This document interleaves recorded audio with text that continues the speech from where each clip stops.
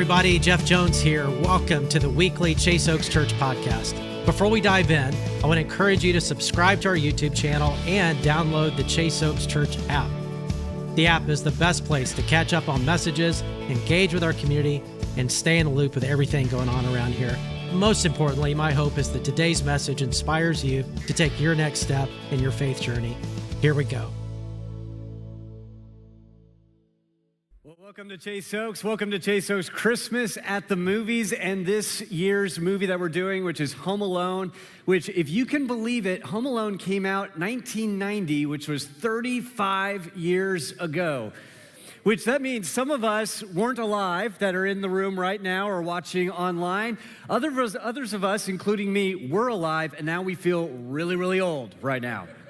Like, there's a famous scene that is in the movie that I love, where Kevin is shopping at a supermarket on his own, and he buys all these different items. He buys a half gallon of milk, some OJ, a loaf of Wonder Bread, a frozen TV dinner, a bag of toy soldiers for the kids, if you remember.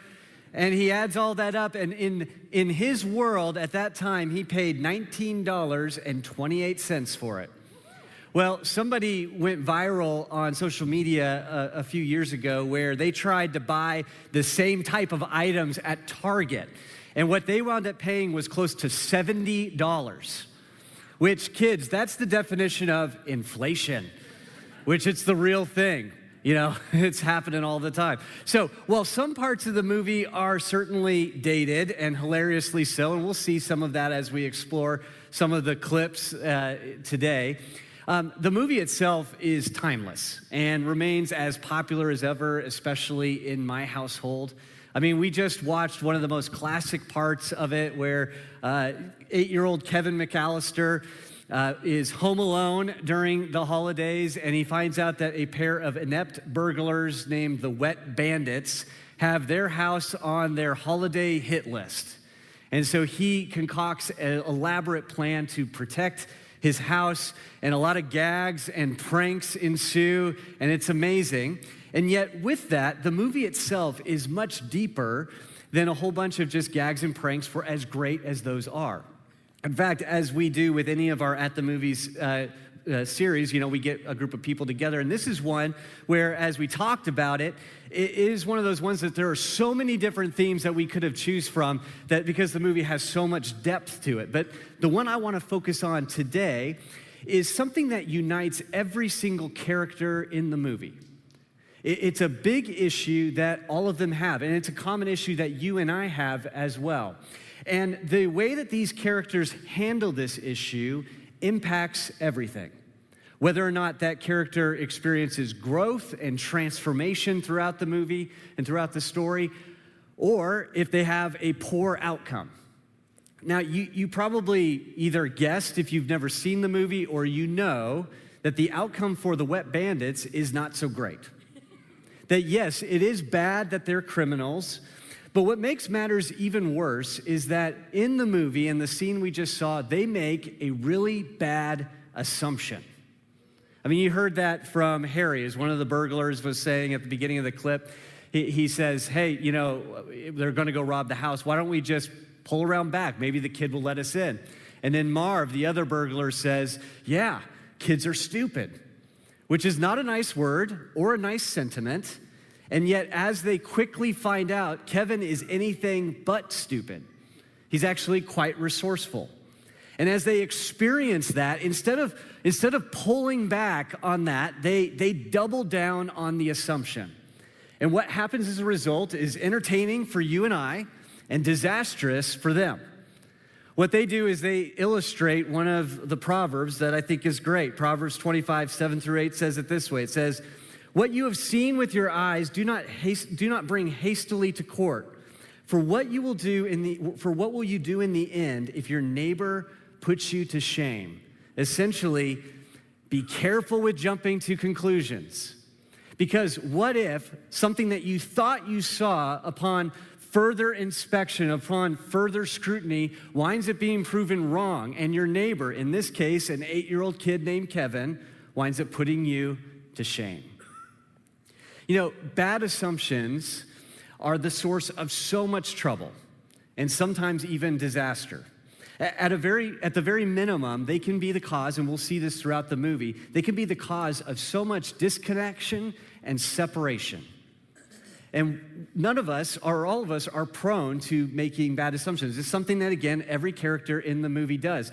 But unlike the Wet Bandits, the other characters will show us a different way to, again, we all will make bad assumptions from time to time, but a different way to actually reverse course when we make them, to recognize them and see what we're doing and turn around from them. And in a strange way, what they model for us is how what started out as a bad connection could actually lead into deeper connection with somebody else. And that's important for us to think about today as well. Because we're about to enter into a season where it's easy for us to come face to face with a whole lot of assumptions about a whole lot of people. And some of those assumptions may be right, but what if they're wrong? And recognizing the difference between a bad assumption and when we need to reverse course could make all the difference between your Christmas experience this year, between whether there's a deepening connection or deepening divide with those people that are in our lives. And so today, as we talk about this, I just want us to all be open to questioning some of our assumptions, especially as you think about the next few days and some of the situations that you might find yourself in. And as we do, I think the movie's gonna help us think about this. So in a moment, I'm gonna turn us to the Bible. We'll look at a passage that has striking resemblance to what goes on in Home Alone. But before we do, I wanna set up the story a little bit and some of the assumptions that are made in it. If you're not familiar with the movie, you're probably wondering, well, why is an 8-year-old kid home on his own in the middle of the holidays? Well, the movie takes place in the suburbs of Chicago, where a big family is joined by extended family. And together, the next day, they're gonna travel together to Paris to meet up with even more extended family. So again, big family who apparently has a really big budget to be able to fly to Paris. And there's a big house with a whole bunch of crazy and commotion in it. And so the night before, as they're gathering together and then they all go to sleep, there's a storm that comes through, and high winds come and knock out the power, which knocks out their alarms. Again, this is pre-iPhone era, dated time, so this is a time where power can knock out your alarms. And so what happens is they oversleep, and this is what happens next. Okay, so this is clearly a pre-9/11 security screening at the airport world where it's even within the realm of possibility that you could get from the suburbs of Chicago onto an international flight in 45 minutes. I mean, even in that world, that's a cinematic liberty at its finest. But let's play with it just a little bit. So in the commotion, they rush into the cars, and so the mom, Kate McAllister, delegates to the oldest daughter to count heads. And what the oldest daughter does in that moment is what any of us do when we make an assumption, which is where we take limited data and we leap to a conclusion. And in this case, the limited data was that as she counted heads, the numbers add up, and she jumps to the conclusion that all of the kids are accounted for and everybody's in the van. But the limited data didn't tell the whole story, that one of the heads that she was counting was actually one of the neighborhood kids that was kind of snooping around too much and getting in the way. And so as the family rushes off to the airport, they get onto the plane in a miracle.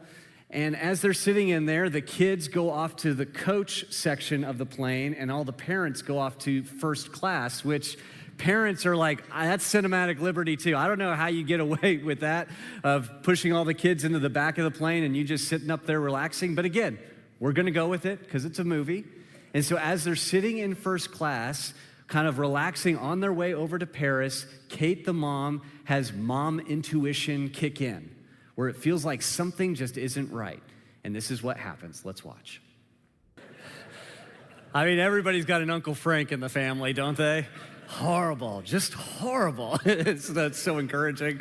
What a great moment in there where she has the realization that she forgot something. And Kate, in the clip, she says, what kind of mother am I? And, to be honest, if you and I are watching this movie, we're probably saying, well, probably not Mother of the Year.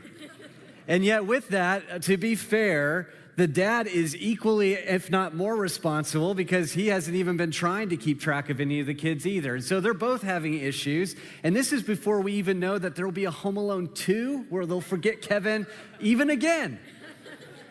But if they're feeling bad about themselves, they should read the Bible. Because in the Bible, there's a story where the parents leave behind a kid. In this case, it's not an 8-year-old kid named Kevin. It's a 12-year-old kid named Jesus. Like for any of us who are parents in the room, I'm a parent in the room, I'm not a perfect parent. Guess what? You're not a perfect parent either. But one thing that we can kind of have as a feather in our cap is that at least we have never left behind the Son of God. But this is what happens here in this instance, and it's crazy that in a moment, Mary and Joseph do just that. So let's pick up the story in Luke chapter 2, and this is the account because, again, I think the parallels are kind of funny. Every year, Jesus' parents went to Jerusalem for the Passover festival. When Jesus was 12 years old, they attended the festival as usual. After the celebration was over, they started home to Nazareth, but Jesus stayed behind in Jerusalem. His parents didn't miss him at first because here's our word, they assumed he was among the other travelers. But when he didn't show up that evening, they started looking for him among their relatives and friends. When they couldn't find him, they went back to Jerusalem to search for him there. Now notice this, it just says this phrase, but again, feel the energy of this. 3 days later, they finally discovered him in the temple, sitting among the religious leaders, listening to them and asking them questions. All who heard him were amazed at his understanding and his answers. And his parents didn't know what to think. Son, and you could hear mother language coming out here. Son, his mother said to him, why have you done this to us? Your father and I have been frantic, searching for you everywhere. So there was a 3-day journey that this family would take every year. They lived in the hometown of Nazareth, and they would go all the way to Jerusalem for the annual Passover feast, which was about a 3-day journey to do that. And during that time, what families would do is they would travel in caravans together for protection, to kind of support each other for the long journey. So they go to the festival, they do all the Passover feast and everything, and then they start back on their way home. And Mary and Joseph assume that Jesus is in the travel group with them. And that winds up being a very, very bad assumption. And what happens to them is they go through a progression that any of us go through when we've lost anything of significance. I mean, first it starts with concern, where he didn't show up for, let's say, supper that night. But no big deal, they just kind of know, like, okay, well, there's lots of family, there's lots of friends, maybe he's with the cousins and playing with them. And so they start to check some of the different locations that they would expect to see Jesus. And as they check off these different locations and there's no Jesus, panic starts to build.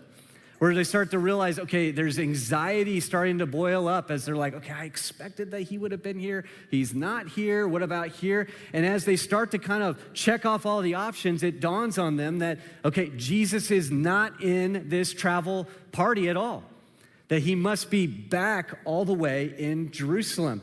And that's what brings about desperation, where they realize that at that point, they've traveled about a day's journey, a third of the way back to Nazareth, and they have to turn back the whole time thinking of what you would be like if you're a parent, worried about like, well, is he gonna be there? Is he okay? He's only 12. That's a massive city. And so with that, there's desperation to get back as fast as they can. And if you're familiar with the movie, this same desperation happens for Kate, that as she's on the plane and realizes what happens, they land in Paris, she talks on the phone with trying to get a hold of everybody, and then she can't get a hold of Kevin because the power had been knocked out.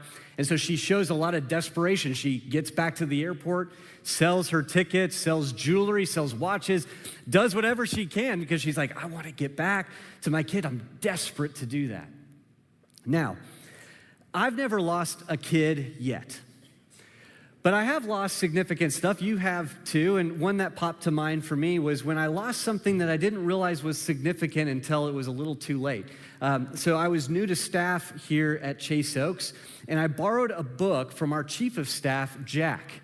The book was called Good to Great. Some of you might be aware of this book. It's an amazing book. It was written by a world-renowned leadership expert named Jim Collins. If you've ever been to the Leadership Summit, you'll have heard Jim Collins speak. He influences businesses, everybody. He's a big deal. So I wanted to read the book, and so as I borrowed it from Jack, and then as I flipped open the cover, I realized on the inside of the cover that Jim Collins had written Jack a personal note on the inside of the book. And at that point, I should have stopped, put the book back, and gone to Amazon and just gotten my own cheap copy, but that's not what I did. Instead, what I did is I started reading it, and then I have a really, really bad habit of starting books and never finishing them. I also have a really bad habit of piling up stuff in random places. Like if you were to come to my office right now, there's lots of different piles all over the place. And so I had started reading the book, and then I put it in a pile. And about a month later, I was like, okay, I want to get back into that book. And so I go to the pile that I expected the book to be on, and no book. And so concern.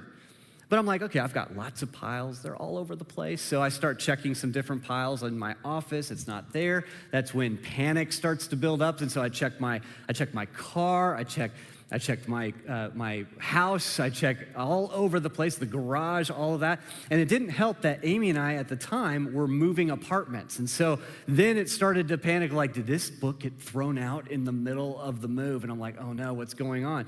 And I got into desperation mode. And when you get into desperation mode, you get a little nuts at that point. And so in my head, there was a narrative that started to build, like, okay, like I'm not gonna go from good to great. I'm gonna go from good to fired. You know, which if you know Jack, you know that's ridiculous. It would never be that way, but that's kind of how I felt. So I finally did, long story short, I did find the book. And what happened was somebody else in the office had actually, without telling me, borrowed the book off of my desk and started reading it. And so when they came back to return the book, what I felt was, and this is the fourth progression of the process when you lose something significant, is relief. Relief to have it back in my hands, but with relief often comes release of emotion. In my case, anger and frustration over, how could you do this to me? Do you realize what I was going through all this, like the last couple of weeks? I thought I was gonna get fired, all that kind of stuff. And that's what happens with Mary and Joseph as well. That when they find Jesus there's relief, but there's also a release of emotion. In this case, a little bit of frustration, I'm sure, and bewilderment. Like, son, didn't you know we had been frantically searching for you this entire time? And this is what Jesus responds back. He says to them, why are you searching for me? Jesus asked. Didn't you know I had to be in my Father's house? But they did not understand what he was saying to them. Then he went down to Nazareth with them and was obedient to them. But his mother treasured all these things in her heart.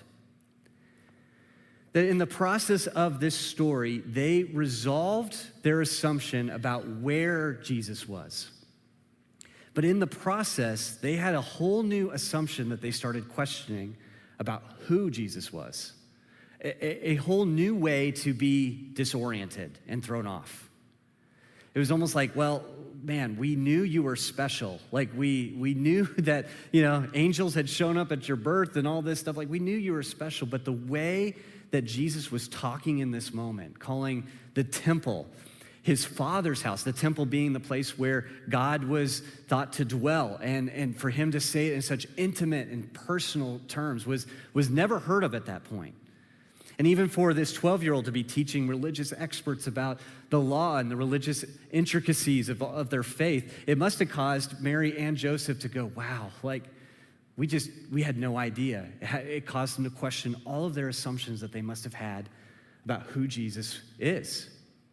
And in the process of having that box kind of blown open, it opened up the opportunity for them to be amazed and wondered at who he is.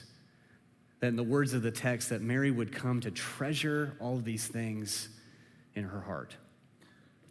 When you and I make assumptions about other people, even about God, what we wind up doing without even really intending to do it, when we put somebody kind of in a box, we wind up stifling the chance for them to ever surprise us. Where we kind of say, hey, I've got this person fully figured out. This is who they are. This is how they always act. This is how they'll always be. And yet with that, if we actually open up the opportunity to question some of those assumptions about who we think they are and the box that we put them in, we actually open up the opportunity for us to be amazed at them in new ways. Like in Mary's case, being amazed at who Jesus is, not only her son, but who God is. And some of us here, I mean, all of us have assumptions we've made about God. Like we're all a part of that, whatever our journey is and our background.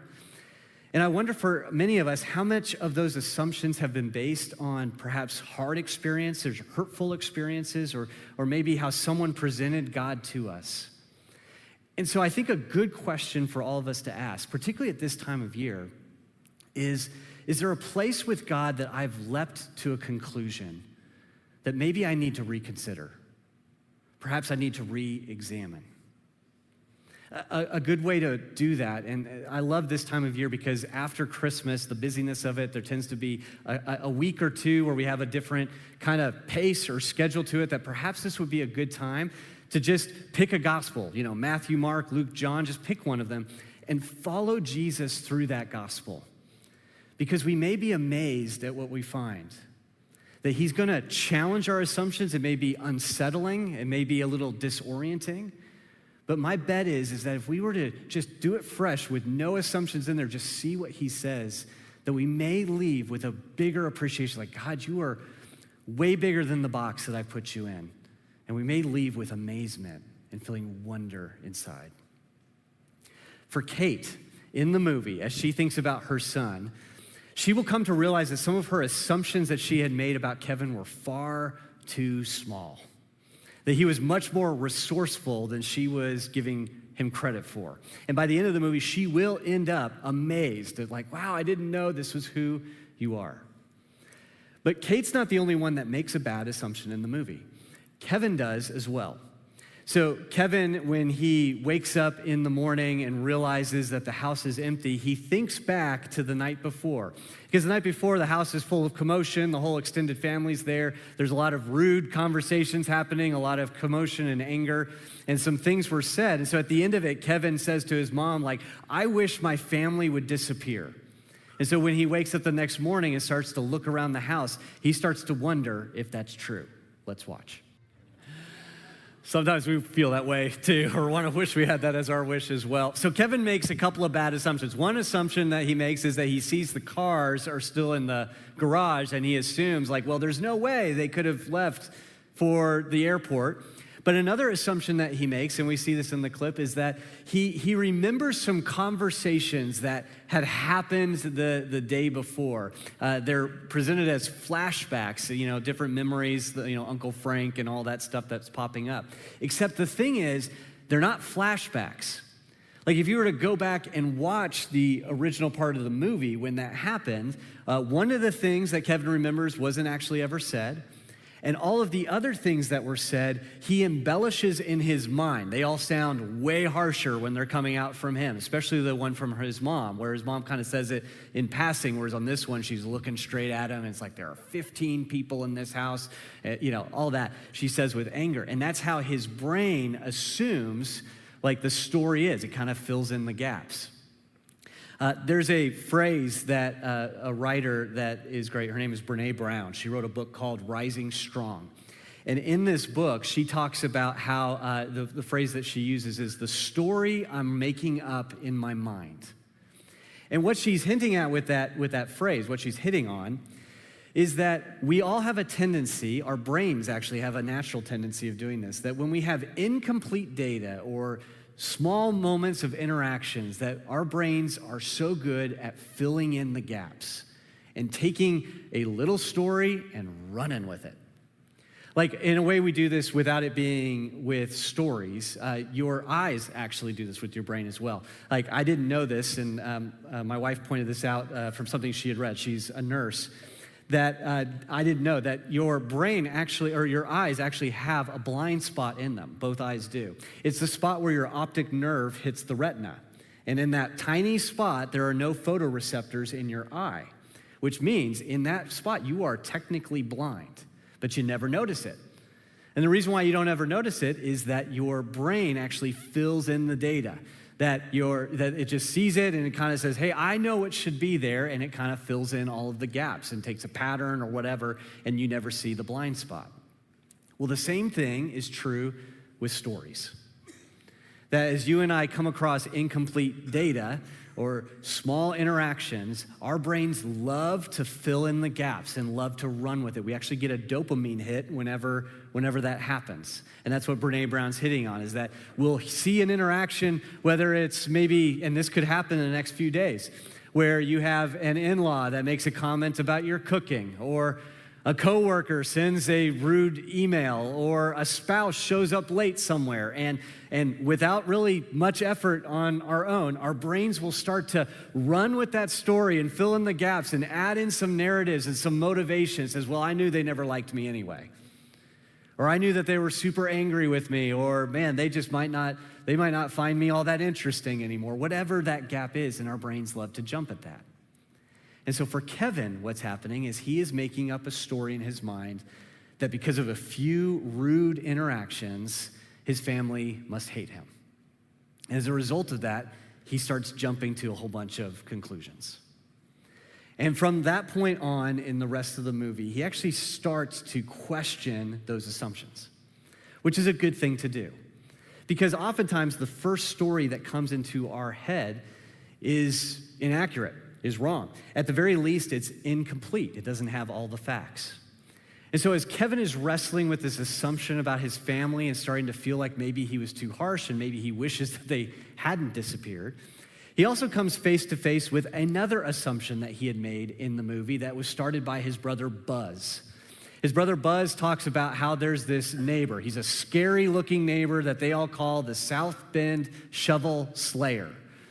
And the rumor has it, at least according to Buzz, was that this guy had murdered his whole family. And Kevin asked, well, why didn't they do anything about it? He's like, not enough evidence to convict. And yet everybody knows that he did it. And so Kevin, as he's wrestling with these assumptions about his family, actually comes face to face with the assumption that he has about this neighbor. His name is actually Marley. And this is a conversation that they have in the church. Let's watch. The only way the bad assumption about Marley gets exposed is through a conversation. And a conversation takes two willing participants on both sides. It took Marley, the old neighbor, his willingness to have the courage to make the first move, to step out and kind of put himself out there. But it also took Kevin being willing to listen, to being open to new data being received about this person, which also takes courage as well. And that's the only way that our assumptions ever do get exposed. It reminds me of James 1:19, a verse that again is all this is rooted in the Bible, and this is what James says. He says, understand this, my dear brothers and sisters. You must all be quick to listen, slow to speak, and slow to get angry. In other words, don't be hasty with your words, and also don't be hasty with your conclusions. If you're going to be hasty about anything, be hasty in listening, in being open to receiving new data, in questioning your assumptions about a situation or about someone. And all of this requires humility. It requires the ability for any of us to recognize that in any given situation, I'm working with incomplete facts.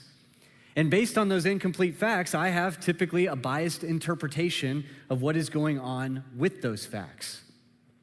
There's a concept that many authors have talked about, and it's about minding the gap. Like if you were to go over to London right now and ride the London Underground subway system, you would see spray painted on all the ledges, and there'd be signs up there that look like the one that's on the screen right now that say, mind the gap.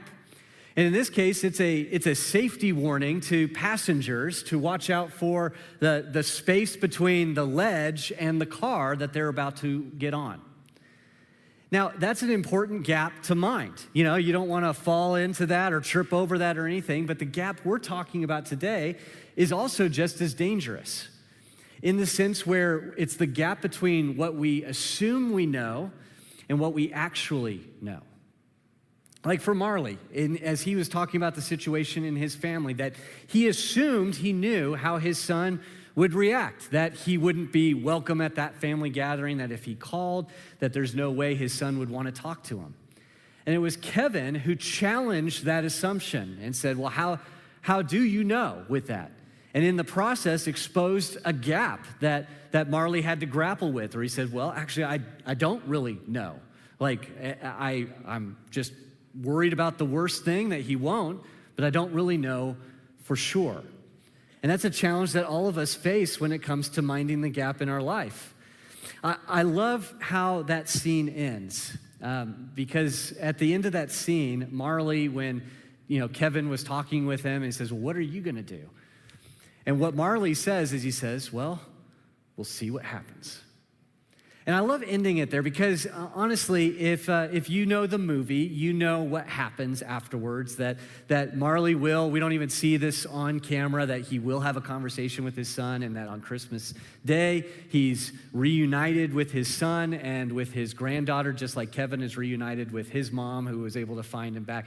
And it's a really sweet movie ending. But I don't want us to end there because, when it comes to you and I, we don't live in the movies. And that sometimes in your life, some of the assumptions that you have about a situation or even about someone, they may actually be right. Or as you try to maybe have a conversation or press in on something, that there's parts of that conversation that are, quite honestly, outside of our control.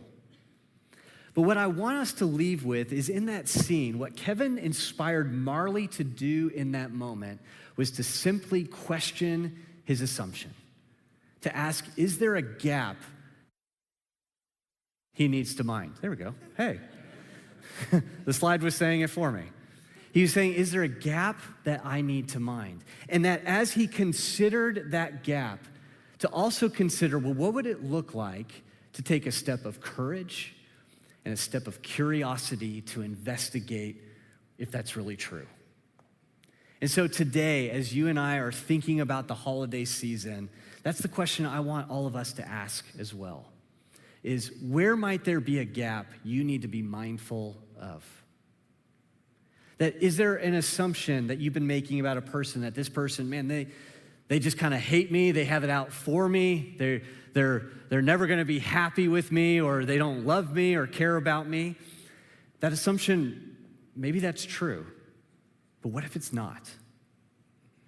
Or is there a space where, as you in the words of Brené Brown, that you've been making a story up in your mind about a situation? That based off of limited data, you've been playing it out and kind of playing a movie forward, and maybe that story is accurate, but what if it's not? And what would it look like as we enter into this season to take a step of courage and curiosity to address that gap?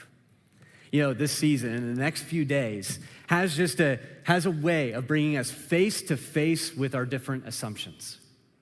And with it, face to face with opportunities to actually mind that gap and to actually press into it if we have the courage to do it, if we feel called to do it. And I want to leave us with this point too, that as we think about it, sometimes I think we need to up our desperation level just a little bit, or at least up our urgency sense. When we lose an object, like I lost a book, or maybe you actually do physically lose, like a child, or, in the case of Mary and Joseph, you lose Jesus. Like, urgency comes up in that because the loss is so acute that it's like it demands our attention, and we're like, okay, I've got to do something about it. And as it demands our attention, we can feel that desperation in our heart starts to spin because we got to resolve that separation. But when there's a loss in a relationship that has happened over time, where maybe things have just progressively separated out, where things aren't as acute, it can be harder to feel that desperation, that urgency, until it's too late. As a pastor, I do a lot of funerals, and some of the saddest ones are the ones where there's regret at the end of it that says, I wish I would have pushed in here. I wish I would have pursued that. And so let's make this a season where we mind the gap. Whether it's about a situation, a someone, even if it's about God, that we press in on those assumptions and say, God, with humility, would you give me courage? Would you give me curiosity to press in to see what you want me to see? And with that, let's ask God for his help. Would you pray with me? Father, as we talk through family dynamics, I'm reminded by the clip we saw where old man Marley is saying families are complicated.